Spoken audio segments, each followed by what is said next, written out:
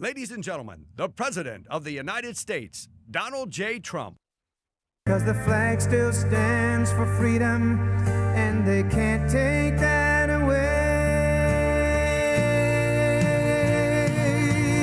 And I'm proud to be an American, where at least I know I'm free. And I won't forget the men who died, who gave that right to me. And I gladly stand up next to you and defend her still today. 'Cause there ain't no doubt I love this land. God bless the USA.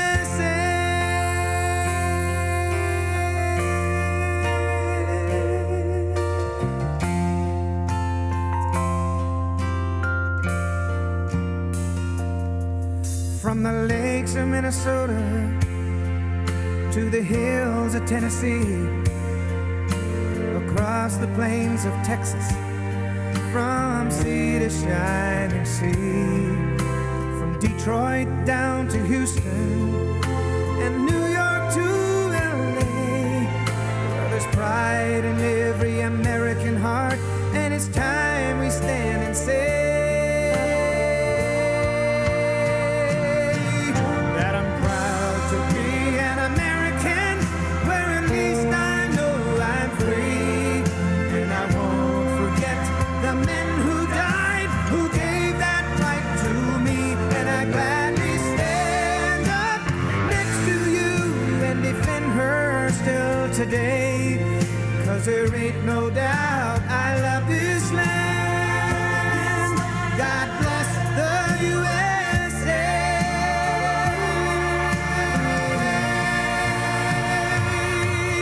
And I'm proud to be an American, where at least I know I'm free.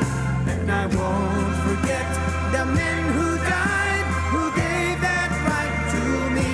And I gladly stand up next to you and defend her still today. 'Cause there ain't no doubt I love this land. God bless the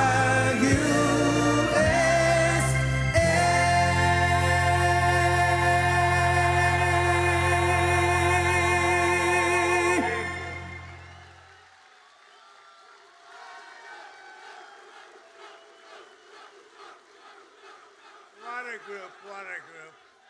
All champions. USA.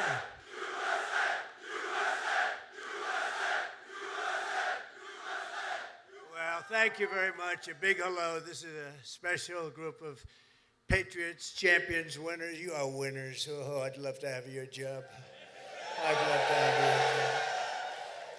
And a very special hello to the greatest sailors anywhere in the seas, the incredible men and women of the United States Navy. Very special people. Thank you very much.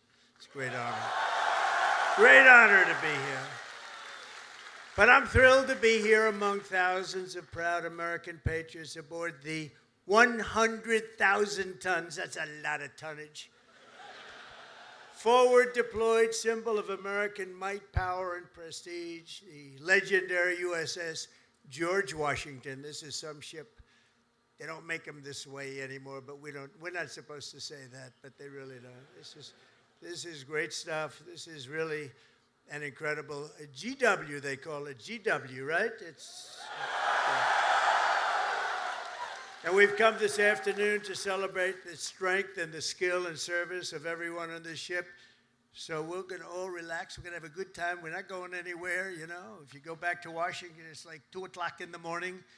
But I want to just tell you that you are special people, and we're going to have a little fun. And I'm going to tell you how great our country is and how well we're doing, because a year and a half ago, we had a different country than we do right now. Now we're the most respected country in the world. We're the hottest country anywhere in the world.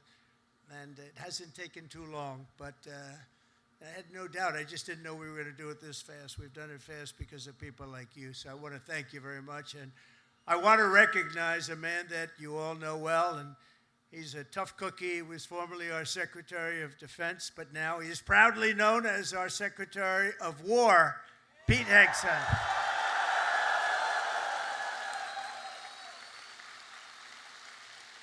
And, you know, I don't say this. He gave up a hell of a job. They were going to pay him millions of dollars. They didn't want him to leave. That crazy Fox, they didn't want him to leave. But he wanted, you know, every time I'd go on that show, all he wanted to talk about is the military. And I said, you know, if I ever do this, I'm going to bring this guy along with me. He knew more about it than anybody. He didn't want to be doing the other stuff. And he had a chance. He could have made so much money he wouldn't have known. He didn't want that. This is what you wanted, Pete. He's so happy now. Those drug ships aren't coming in anymore. We can't find a ship. There's no ships coming in with drugs, you know. It's like he's been incredible. So thank you very much, Pete. You gave up a lot. We appreciate it. Thank you. And unlike past administrations, we will not be politically correct. You don't mind that, do you? When it comes to defending the United States, we're no longer politically correct. We're going to defend our country any way we have to, and that's usually not the politically correct way. From now on, if we're in a war, we're going to win the war. We're going to win it like nobody ever before. You know, we'd go in, we'd blast the hell out of countries. Shouldn't have gone in. By the way, if you don't go in, that's even better. We don't have to go in, peace through strength. But, you know, we'd go in, we'd win, and then we'd leave. They used to say, to the victor belong the spoils. Well, we'd be the victor, then we'd leave, because we had people that didn't know what the hell they were doing. But we're also very honored to be joined by hundreds of our incredible Japanese partners, and they are incredible. Thank you very much.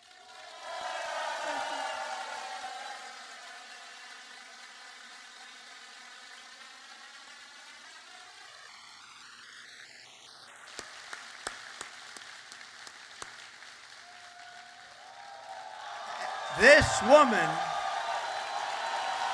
that's right. This woman is a winner. So, you know, we've become very close friends all of a sudden because their stock market today and our stock market today hit an all-time high. That means we're doing something right. But the cherished alliance between the United States and Japan is one of the most remarkable relationships in the entire world. Really, there's never been anything like it. Born out of the ashes of a terrible war, our bond has grown over 8 decades into the beautiful friendship that we have. It's a foundation of peace and security in the Pacific. You see it? So on behalf of all American sailors stationed in this beautiful country, let's hear it for our allies and the Japanese self-defense forces and all of the Japanese people that we love and respect. And I have such respect for Japan and the country, and now I have a really great respect for the new and incredible Prime Minister. And I have to say this, the first female Prime Minister in the history of Japan. Madam Prime Minister, please say a few words. Thank you, Mr. President, and thank you all.本日、米国の海軍創設250周年という記念すべき節目にトランプ大統領とともに地域の自由と平和を守る象徴である空母ジョージ・ワシントンで挨拶するチャンスをいただいたこと心から光栄に思います。This year marks the U.S. Navy's semi-quincentennial anniversary. As we celebrate the important milestone, I'm truly honored to have this opportunity to deliver remarks with President Trump aboard the aircraft carrier USS George Washington, a symbol of protecting freedom and peace in this region. でまず何よりも日夜、我が国と地域の平和と安全のために尽力してくださっている自衛隊員、そして在日米軍の、軍隊の皆さん、軍人の皆様に心から敬意と感謝を捧げます。First and foremost, I would like to express my deep respect and sincere gratitude to all the men and women in uniform from Japan's Self-Defense Forces and the U.S. Forces Japan for your dedication and commitment to safeguard peace and security of our nation and the region day and night. 6年前に、ありがとう、Thank you.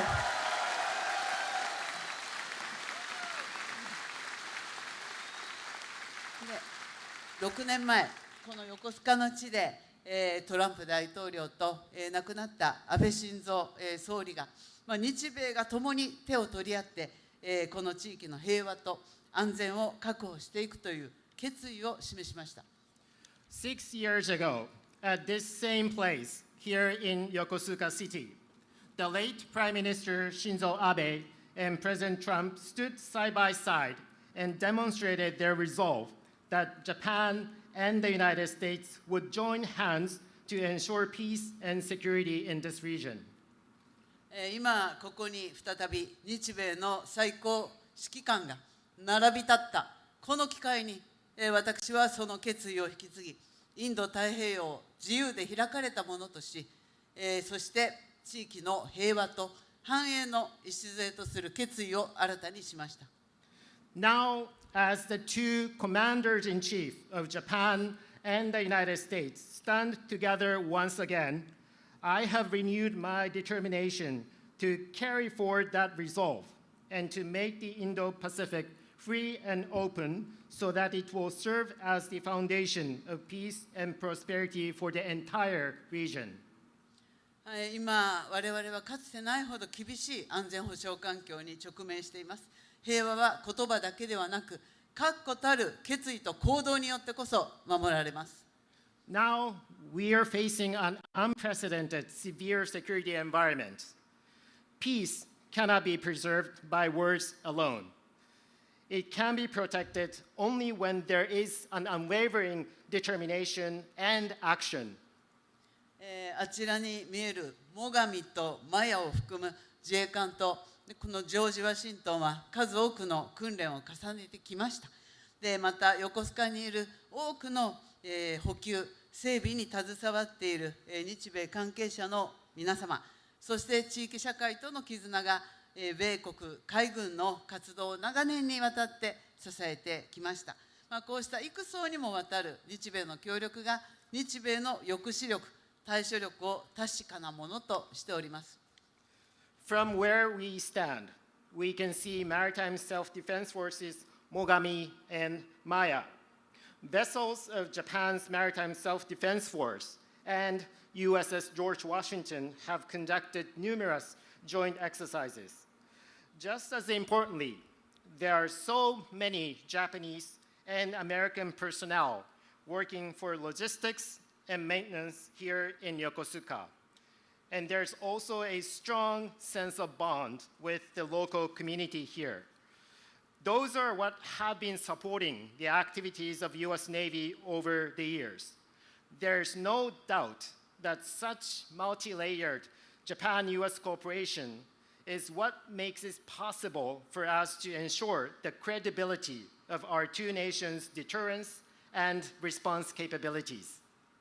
私は決意しています。今後、日本の防衛力を抜本的に強化して、この地域の平和と安定により一層積極的に貢献していきます。So let me reiterate my unwavering determination here. Japan is committed to fundamentally reinforce its defense capabilities, and Japan is ready to contribute even more proactively to peace and stability of the region. そのことにより、トランプ大統領とともに世界で最も偉大な同盟になった日米同盟をさらなる高みに引き上げてまいります。Through these efforts, together with President Trump, I am determined to elevate the Japan-US alliance, which has already become the greatest alliance in the world, to even greater heights. 日米は共に帆を掲げ、自由で開かれた海を進みます。この横須賀から紡がれる航路は、日米の絆を輝く未来へと導くことを確信しています。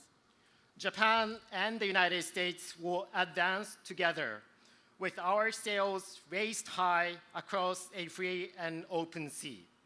And I am very confident that the sea route from Yokosuka will make our bond even stronger and stronger and bring our two nations on the path to a shining future. Thank you.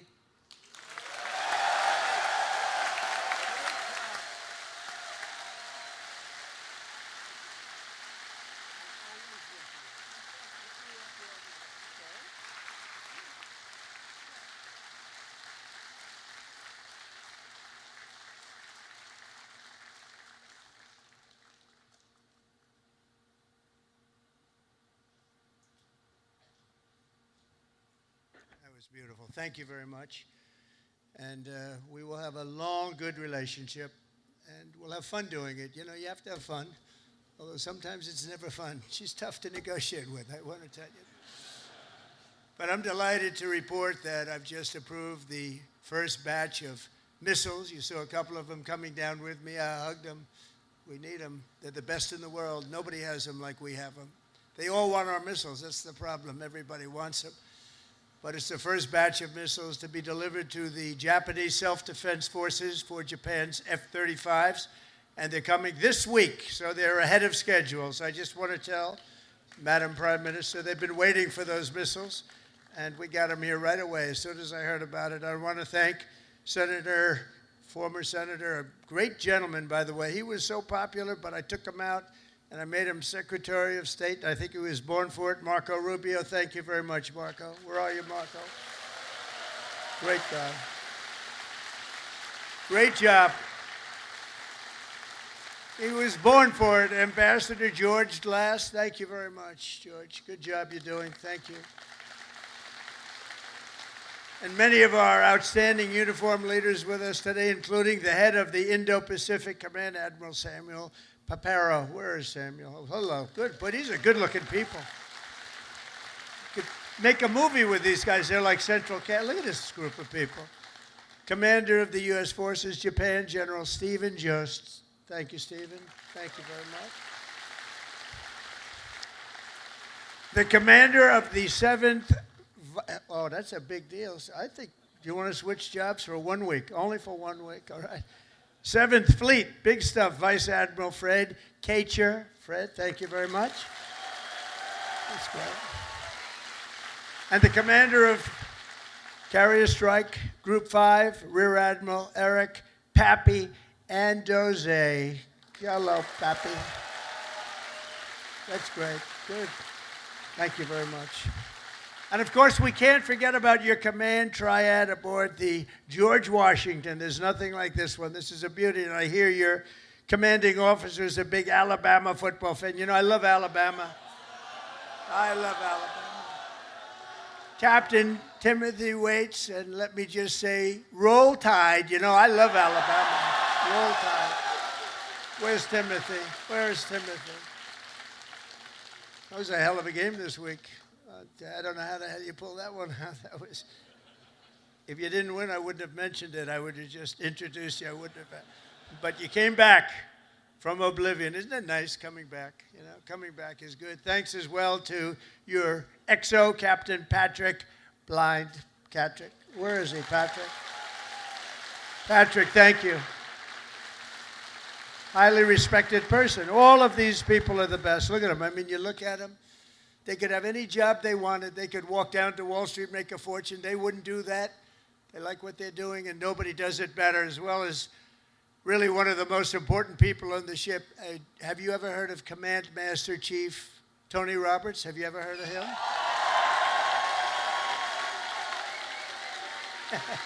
Wherever you are, where's Tony?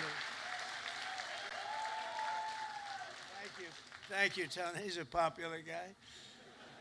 And as many of you know, this month we're celebrating a truly momentous anniversary.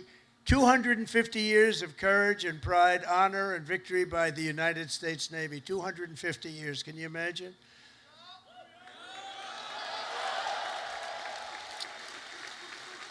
And 3 weeks ago, Melania and I flew to Naval Station Norfolk. I think many of you probably know that, and witnessed an unforgettable display of pure American dominance at sea. It was incredible to watch. They gave us some. Then I said, slow it down, costs a lot of money. Let's save it. You know, let's relax a little bit. They gave us some great display, from the thunderous roar of the guided missile destroyers, never saw anything like it, to the spectacular sight of nuclear submarines all over the place, to the unstoppable force of another great American aircraft carrier. One thing was clear, that no enemy will ever even dream of threatening America's Navy. There's no Navy even close, not even close. You hear about some of them doing ships, but nobody can do what we do. Nobody has what we have. And we also have the best equipment that rides along in those ships. You see that. Nobody makes equipment like we do. Nobody makes the ammunition, the weapons, the missiles, the planes, none of it.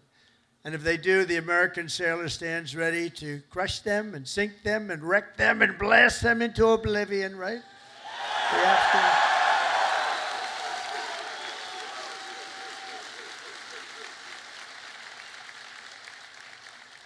And that's a terrible statement for me to make. That's the end of it, because everybody said that I should immediately get the Nobel Peace Award. With that statement, that takes me out of the running, but that's the way. That's the way it is. The United States is blessed with the strongest and most powerful military in the history of the world. There's no military like our military, not even close. Nobody has our weapons, and it'll be stronger and more powerful than ever before very soon. You know, we just approved the biggest budget in the history, over $1 trillion. Over $1 trillion.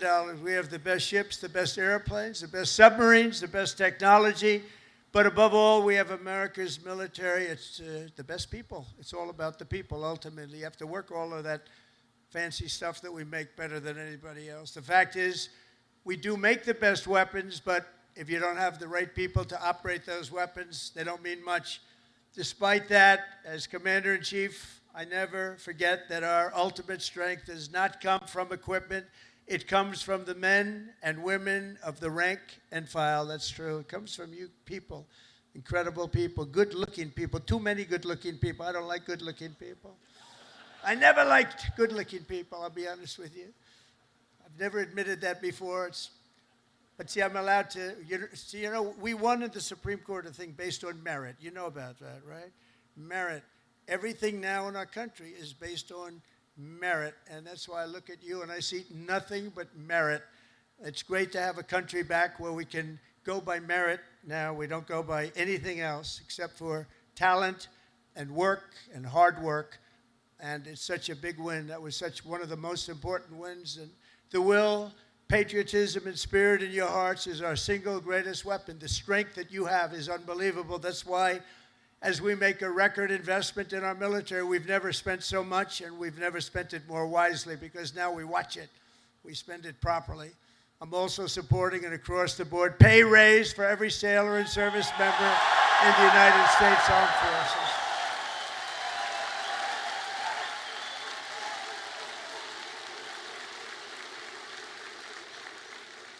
Now, if you don't want it, you want to give back to your country, just let us know. We won't give it to you. Is there anybody in that category? Huh? But now, all we really have to do is get the Democrats to approve it. But they'll come along. They always do, you know, they always do. And because I heard that the sailors on the George Washington took a hit to your family separation pay, you know what I'm talking about, right? You took a little hit to be here, right? By returning to the port, you returned early for this event. I am delighted to announce that as your sort of boss, I don't feel like your boss, but I guess I am. At least you'll be happy about this one. At my direction, we're going to make sure that you receive the full amount that you were owed for the deployment. And we're not going to deduct anything because you came in to listen to your commander. I'd like to be an admiral. I always wanted to be an admiral, to be honest. Don't tell the other people that I love so much. You know, they sit around the table, they have all those beautiful stars and stripes, but I'll tell you what I love. I will always love the admirals. I love those uniforms. And I look at these guys. I don't think I would have done very well if I had to compete with these people. They're too good. But I always felt that the Navy is a very special group of people. And I see it when I see you. I see it over the past 11 months. The spirit of our military has been soaring like never before. You know that. The spirit of our country has been soaring. After years of recruiting shortages, and we had bad ones. It was embarrassing, frankly. During my campaign, before the election, November 5th, after that, it all changed. After we won, it all changed. And now we have waiting lists with record numbers trying to join the U.S. Navy and all of the armed forces. We have literal waiting lists, and I'm pleased to report that 2025 was the Navy's single best recruiting year in many generations. That's pretty good, isn't it?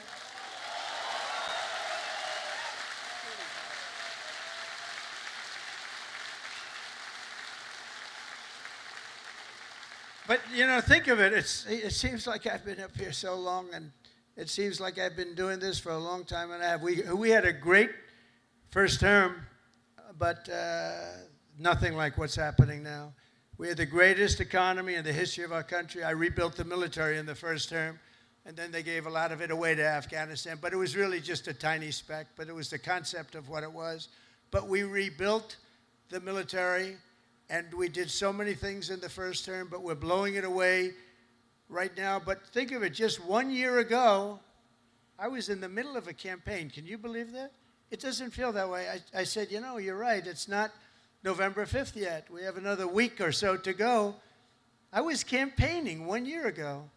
And look at all the things that we've done since this unbelievable day, November 5th. That's when it all changed. When we won on November 5th, it all changed. And we went from a country that wasn't respected and a lot of people that had no spirit. That includes joining the police, the fire departments. They didn't want to join. After that, they started joining, and it seems like 10 years ago, not less than a year. Think of it, less than a year ago, I was campaigning. You know, we won the second election by a lot, so we had to just prove it by winning the third by too big to rig, I called it. It was too big to rig. And it was an amazing victory. And thank goodness we won, because we were in big trouble. We were in big, big trouble. But the new recruits, every sailor aboard this ship has answered a sacred call of duty to cross any ocean, fight any battle, and defend America and its allies with unwavering resolve. As you know, the George Washington is the only aircraft carrier on Earth that is permanently stationed overseas. It's permanent. Now, if you'd like to take a trip back to America, let's do it one time. Well, I'll join you. I'd love to join you. You know, when I landed on this, it doesn't feel like a ship. It's solid. This is a solid piece of stuff. These 4.5 acres of power and steel are the front line of American freedom in the Pacific. Every day you're taking risks to keep our country safe and to defend peace and security in this incredible part of the world, working with Japan, working with other nations. I just left Malaysia.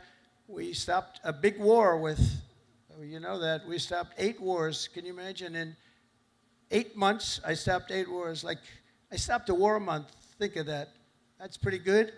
But I just left Malaysia. Thank them, because they helped us very much with one of them, and actually for even a second. They're great people, and they send their regards. I spent a day there with the Prime Minister, and we had a good time. But you carry out your mission bravely. You carry it out brilliantly. And on behalf of all Americans, I just want to say, and I came over to say it loud and clear, thank you very much. Thank you. Thank you. Incredible people. You are incredible people.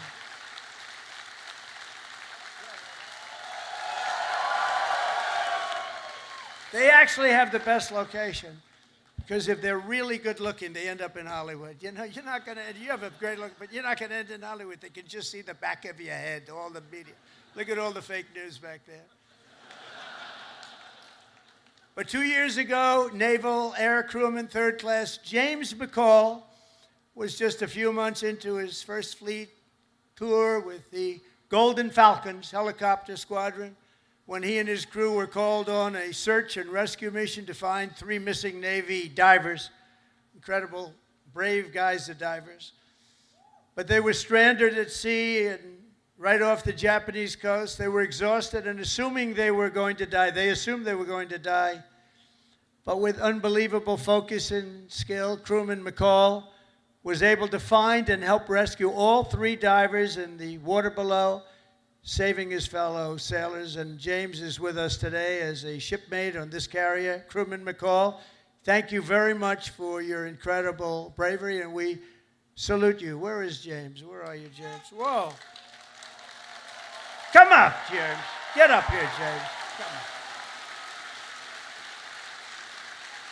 Come up here. Look at this guy. He's a good-looking guy.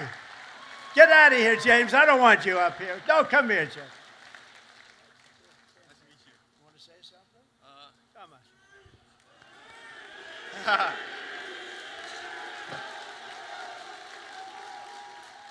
on.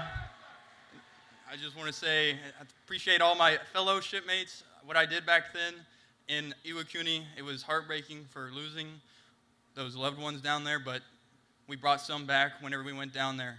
And just God bless America and all my fellow shipmates. Appreciate it.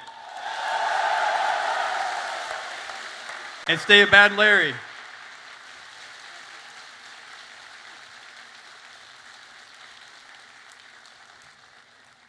I was wondering, maybe he almost stayed up. He could have been up here for a while. You did that very well. He's going to be running for office next week. You watch. Great job, James. A lot of bravery, too. But as James' story reminds us, the Navy is a family and a team, and each of you has a vital role to play. Gathered here this afternoon are some of those whose toil and sweat gets our magnificent planes in the air and brings them safely back home. And we have the shooters and the gear dogs and the paddles and the white shirts and, of course, the blue shirts, the yellow shirts, the red shirts on the flight deck. And all over the hangar bay, I want to thank you all. You're incredible people. I saw some of you, we're rushing to get down here, and they want to take pictures up there, you know. They're very aggressive people. Sir, can I have a picture? They're supposed to be standing at attention. Sir, can I have a picture, sir? Yeah. You know what I'm talking about, right? Very aggressive. But I think they're great. We also have a real genius and these people are incredible, who maintain the largest and most complex machine ever built, are amazing mechanics and engineers on the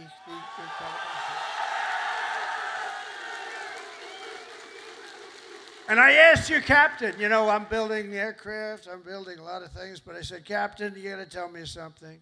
I know a lot about these ships. I know a lot about these things building. I want to know catapults. Which is better, the electric or the steam? Okay, ready? You guys, that's what you do, right? This is so much better. You know, they go out, hire a consultant for millions of dollars that was never on an aircraft carrier before. So they switched to electric. I disagree with it, but it's all right. Let me ask you. We're going to go steam first and then electric. Catapults. Which is better? Electric or steam? I'm going to put it in order. Seriously. They're spending billions of dollars to build stupid electric. And the problem, when it breaks, you have to send up to MIT, get the most brilliant people in the world, fly them out. It's ridiculous. The steam, they said they can fix it with a hammer and a blowtorch. And it works just as well, if not better. And I love the sight of that beautiful steam pouring off that deck. With the electric, you don't have that. So, you know, we did the Ford in electric, the cost overruns, everything else. But, you know, I hope it's going to be okay. But I like steam. We're going to go back to steam. They changed just for the sake of changing. I said to the architect, have you ever designed a ship before? You know, he only did the biggest ship in the world, right, the Ford. But we're going to go back. Okay, now let me ask you the second question. Hydraulic for your elevators or magnets? You know, the new thing is magnets. So instead of using hydraulic, you can be hit by lightning and it's fine. You take a little glass of water and you drop it on magnets. I don't know what's going to happen. So, you know, the elevators come up in the new carriers. I think I'm going to change it, by the way. They have magnets. Not every tractor has hydraulic. Every excavator, every excavating machine of any kind has hydraulic. But somebody decided to use magnets for your elevator. Maybe they're good. Which is better, hydraulic or magnets? What the hell is wrong with these people? Can I ask you, the top-ranking gentleman right here? Seriously, I'm putting out an order. I'm going to sign an executive order. When we build aircraft carriers, it's steam for the catapults, and it's hydraulic for the elevators. We'll never have a problem, okay? Do you agree?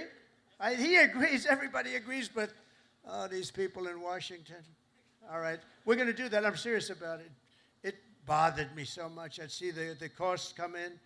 They spend $900. This is not on my watch, so, you know, if it was on my watch, I would be very quiet about it. I wouldn't be talking about it. They spent $993 million on the catapults, trying to get them to work. And they had steam, which works so beautifully, and it has for 50 years, right? So we're going to go back. Seriously, fellas, I want to make that change. I'm going to do an executive order. I'm not going to let them continue to do this stuff. They're trying to make it work. They're trying so hard, and they have something that's perfect. So we're going to go back on that and the magnets. Thank you very much. And of course, we cannot forget the daredevils and the pilots of the famed Carrier Air Wing 5, known as Team Badmen. What the hell is that all about? Who are they? They're bad. The elite air units aboard this vessel are storied squadrons like the Royal Maces, the Diamondbacks, the Argonauts, the Chippies, the Titans, the Tiger Tails, the Shadowhawks, and the Saberhawks, all great, brave people. They're all incredible. You're all incredible people. Do you know, they say, and I love it, I love aviation. I actually had a brother who was a pilot. And see, Biden used to say he was a pilot. He was a pilot, he was a truck driver, whoever walked in, he wasn't a pilot. He wasn't much of a president either, to be honest with you. That I can tell you. That we all know. But they say the hardest thing to do is landing a plane on an aircraft carrier. You ever hear that? And great pilots can do everything. They're great pilots, but they can't do that. It's a very special talent. So the people that do that are in this room, you're a very small group of people. Tremendously talented pilots cannot do it for a lot of reasons. There are a lot of reasons. A lot of it's right up here. So I have great respect. The hardest thing you can do as a pilot is land. You know that this ship is so big. But when you're up there in the Pacific or the Atlantic and the waves are crashing and it's getting dark, or it is dark, which is even worse. Getting dark is better. But when you're up there, they say it looks like a little needle in the ocean. It's just a very little thing, and you're landing on top. So I have great respect when I see them land. You know, 3 weeks ago they were landing and doing it beautifully. They're very, very talented people, and nobody embodies skill and nerve and swagger and the attitude like a U.S. naval aviator. So I have great respect for you all. Thank you very much. It's one of the reasons I'm here.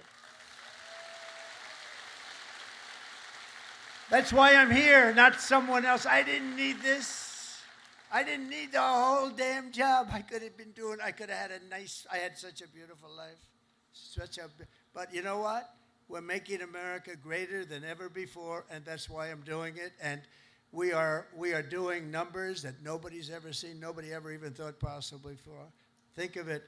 A year ago, we were a dead country. We were like a dead country, and now we have the hottest country anywhere in the world. There's nobody even close. It's pretty amazing, I'll tell you. None of it would be possible. All of these things that we're doing, all of the respect that we have, it's really because of people like yourself and the armed forces generally. It's amazing, the job that you all do. None of it would have been possible. And all of those important missions in the Navy, the devoted members of the Food Service Division serving up to 14,000 meals every single day. How's the food? Good? They say it's good. Is it good? I hope it's good. It's probably my kind of food. I like that kind of food. But they don't get the credit they deserve. I want to just thank them very much and congratulate. 14,000 meals. Let's also hear it for all the sailors holding the American flag high at Seafay, as well as the crews from the ferocious Desron 15. Desron 15.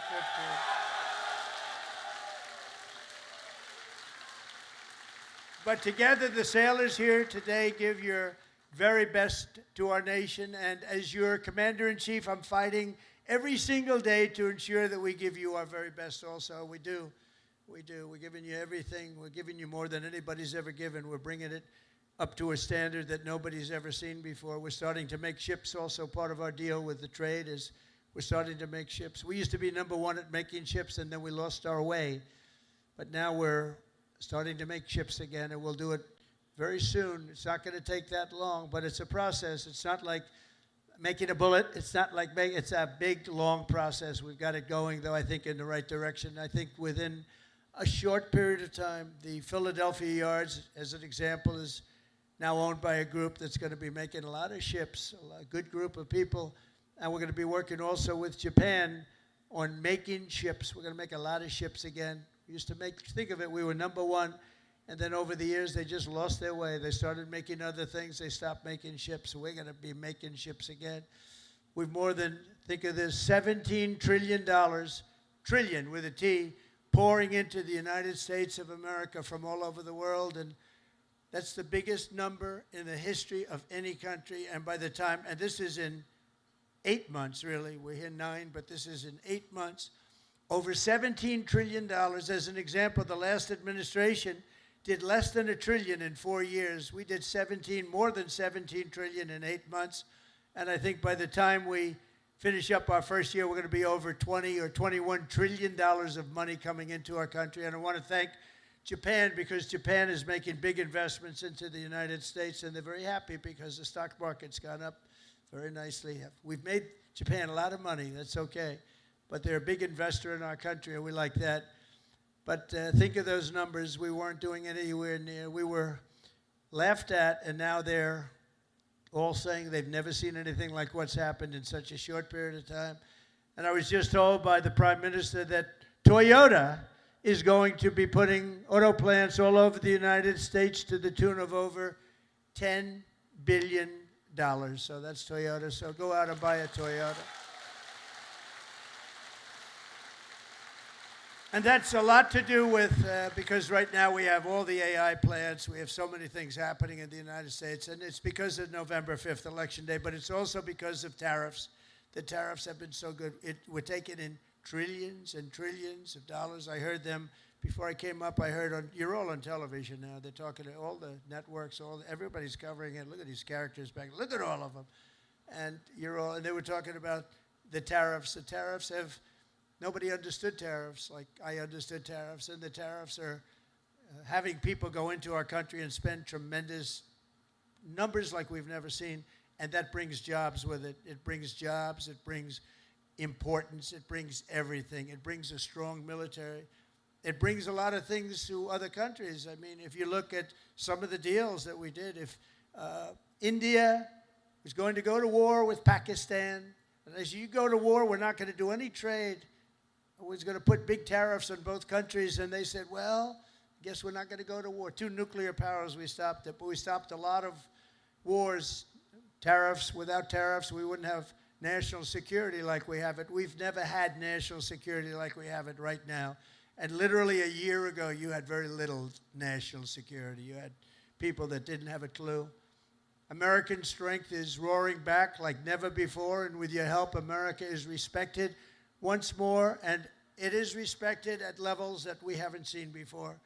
On my first day back in the White House, I deployed the men and women of the United States military to stop the invasion on our southern border, right? It was an invasion, losing hundreds of thousands of people to fentanyl and to drugs, and now we have the most secure border in American history. For 5 months, they said no people came into our country illegally. They came in through a legal process, but nobody came in through the southern border. Can you imagine? Even I can't, it's hard to believe that, and we do have it tight as a drum, but that's what we have to have. If you don't have borders, if you don't have a fair media, you need certain things. You need a good, fair media. They're getting better. They're not there yet, that I can tell you, but they're getting better. But you need borders. You got to have borders in a country, or you don't have a country, and now we have a border that the likes of which this country has never seen before, and people respect us for it.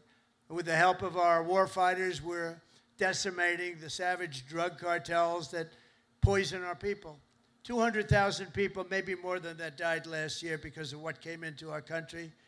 Through an open border policy where 25 million people poured into our country, totally unvetted, totally unchecked. They came from prisons. They came from mental institutions and insane asylums. They were drug dealers. They were bad people. 11,388 were murderers, half of which committed more than one murder. They let them into our country. We're getting them the hell out. We're getting them out. We're getting them out fast. Is that okay with you? Yes, right? I have no doubt. Got to get them out. Just an unforced era. And we're also straightening out our cities. Washington, D.C., our beautiful capital, was a killing mess. people getting killed all the time. It was very high crime. And we sent in our National Guard, again, great people. And I don't say they were totally politically correct. That's okay. And now it's a very safe. Now it's considered a very safe. It took 12 days. We got 1,700 people, career criminals, many of which came in through Biden's open border, and they infiltrated our nation's capital.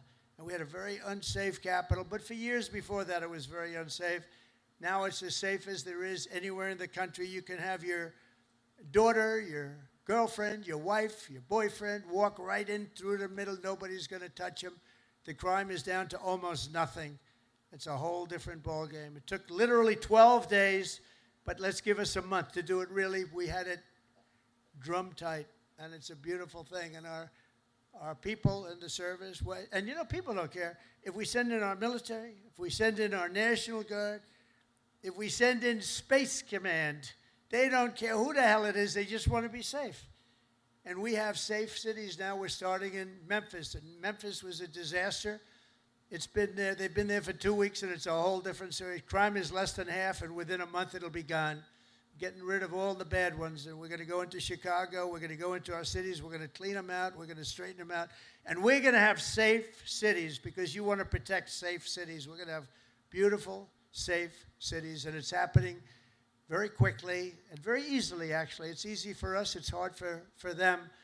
And we have to have a little more help. It doesn't matter, really. We can do as we want to do, but it would be nice to have more help from some of the Democrat governors that don't mind. In Chicago, 2 weeks ago, 4 people murdered, 11 people shot.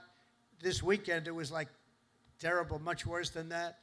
And then we have a governor that stands up and says, oh, it's wonderful. It's not wonderful. And what we're doing is we're going to make it totally safe. It'll be very safe very soon. And we're doing that with all of our cities that are troubled. We have cities that are troubled. We can't have cities that are troubled. And we're sending in our National Guard. And if we need more than the National Guard, we'll send more than the National Guard because we're going to have safe cities. We're not going to have people killed in our cities. And whether people like that or not, that's what we're doing. And you've been watching what our missiles do to boats and ships and submarines. How about the submarine? They said, no, that was just fishing. The radical left Democrats said, well, it was a submarine, but they were just fishing. Submarines don't go fishing, do they? You know more about submarines than I do. You have a beauty parked outside, actually. This is a submarine, and you know what it was designed for? Transporting drugs, and it got hit. But each one of those vessels that we hit kill, on average, 25,000 people, American people, every single year. They kill, each one of them kill 25,000 people. So we have to stop it, and we have stopped it. And I want to thank Pete for having the courage to do it. And believe me, people are very honored that you do it. 25,000 people for each boat. For many years, the drug cartels have waged war in America, and at long last, we're finally waging war on the cartels. We're waging war like they've never seen before. And we're going to win that battle. We're winning it already. The sea, I mean, the only problem is nobody wants to go into the sea anymore. Even the fishing boats, they say, let's take a pass. But they don't want that. But we're knocking them out one by one. And very importantly, we've almost stopped completely the drugs coming in by sea. And now we'll stop the drugs coming in by land. That's going to be very easy. More importantly, we're ending wars. We're ending wars all over this planet. And as you know, and I said before, I ended 8 wars in 8 months, the most of any president in history. No president that we know has ever ended any war. A lot of them go into wars. But this includes Kosovo and Serbia, the Congo and Rwanda, Pakistan and India, Israel and Iran. You saw that. How about those B-2 bombers? They went in there. They took out that nuclear capability. They would have had, Iran would have had a nuclear weapon within 2 months. Not anymore. Egypt and Ethiopia, Armenia and Azerbaijan. That was going on for 35 years. Big, horrible war. And just this month, we ended the war in Gaza, in the Middle East. We ended the war in the Middle East. Nobody thought it was possible. And we also just signed a deal in Malaysia between a war that was just starting, Cambodia and Thailand. So we saved millions and millions of lives, and I did it mostly verbally. We didn't have to get you involved. When we don't get you involved, that's a good thing. We don't want you to get involved. If I can avoid you getting involved, if I have an ability to do things that maybe other people don't, or we see things, but we stopped a lot of those wars based on trade and tariffs and penalties, and they're getting all ready to fight, and then we tell them, no more trading with the United States. We're putting tariffs on your nation, et cetera, et cetera. It's called national security for us, but it's really national security for the whole world. And everywhere we go, America is actually making peace, and it's peace through strength. When they look at this, when they look at you people, they say, we're not going to mess around with them. So it's very important. After years of crippling inflation, back home we had the worst inflation in the history of our country. Energy costs are down. Energy costs are way down. Gasoline prices are way down. Grocery prices are way down. We have a little problem with beef. We're going to get that down very quickly, but the prices are way down. Mortgage rates are down despite having an incompetent head of the Fed. I call him too late. He's always too late. He's too late in lowering interest rates. I call him Jerome Too Late Powell. But despite having a totally grossly incompetent guy, we blow through it, because we're doing so well. Inflation has been defeated, and workers' wages are rising at the fastest pace in 60 years, and that includes your wages. They're rising in the fastest pace. The workers, I'm not talking about the rich people. Rich people, everyone's doing well. Everyone in our country is now doing well. My first term, we built the greatest economy in the history of the world. We had an economy like nobody has seen before. Now we're doing it again, but this time, actually, it's going to be much bigger, much stronger. I told you $17 trillion, but it's going to be $21 trillion. And that's numbers that have never been heard of before. Much bigger than any other country in the world by literally $16 trillion. It's amazing. The sailors on this ship sacrificed so much for our country, and the president, and I will tell you, the president standing right up here loves you. I respect you and I love you. And I'm giving everything I have to make sure that when you get home, you find an America that is safe and proud and sovereign and free. One service member who reminds us that we're working for you and for everybody and for our country is Chief Warrant Officer Will Hightower, who serves on the George Washington in the all-important deck department. Do you know what the deck department is? I have no idea. But they do. In April 2024, Will sailed away from Norfolk, leaving behind his wonderful wife, Megan, their precious 6-year-old daughter, and their 1-year-old son. In the past 12 months, he has only been home for 3 weeks total, 3 weeks. An enormous sacrifice, very tough on the family, but an experience everyone on the ship really knows very well. In February, Will's tour will come to an end, and he will finally be going home just in time for his daughter's birthday. So, Will, I want to thank you together with all of those people that go through the same thing. I want to really thank, where is Will? Is Will around here? Where is Will? Wow, look at him. But these are good-looking people here. That's great, Will. How does it feel? Good? That's great. Feels amazing. That's fantastic. That's fantastic. See, in the old days, I'd say, does your wife still love you? But I don't do that anymore, you know? Does your wife still love you? Yes. Do you still love your wife? Every day. That's good. Okay, that's good. So that's good. Great. Beautiful. Say hello to your daughter, right? And your wife. And just in conclusion, every sailor here today inherits a legacy of valor and grit and glory unmatched in the long history of mankind's voyage on the seas. It's a voyage like nobody's ever had like you have. For 2.5 centuries, America's Navy has preserved the vision of our first commander-in-chief, who gave this ship its storied name, its righteous soul, and its timeless motto, first in war, first in peace. Very famous phrase, George Washington. After 250 years, that is exactly what our country is today. It's first in war, first in peace, first in wealth, first in power, first in science, first in spirit, and first in freedom. And we went through 4 bad years, but now America will always be first again. If you have the right person up here, if you have somebody that understands a lot of different subjects, We're going to be bigger, better, stronger, and more important, really, frankly, to the world. Japan respects us. If you see what's going on all over the world, they're respecting us again. They respect us like never before. The treatment they gave me all over as I go around to different countries is great, but it's really a respect for me, but it's a bigger respect for our country. They respect our country again. They didn't respect our country just a few years ago. From Boston Harbor to Hampton Roads, and from Caribbean Sea to the Red Sea, from the Atlantic to the Pacific, and from the Persian Gulf to what is now known as the Gulf of America. Isn't it nice? They say it now routinely. I heard the news today. The Gulf of America, weather is wonderful. They don't say it with a smile. It's called the Gulf of America. How did that happen, right? And it took me, for many years I said, why is it called the Gulf of Mexico when we seem to have the shore? Well, we do. We have 92% of the shoreline. So I said, when we make it back, not if, when, too big to rig. We made it too big to rig. I said, get out and vote. Too big to rig. Make it that way. I said, I'm going to change it. And one of the first things I did is I changed it. Nobody could even fight it. They tried. We got sued all over the place. We won every suit.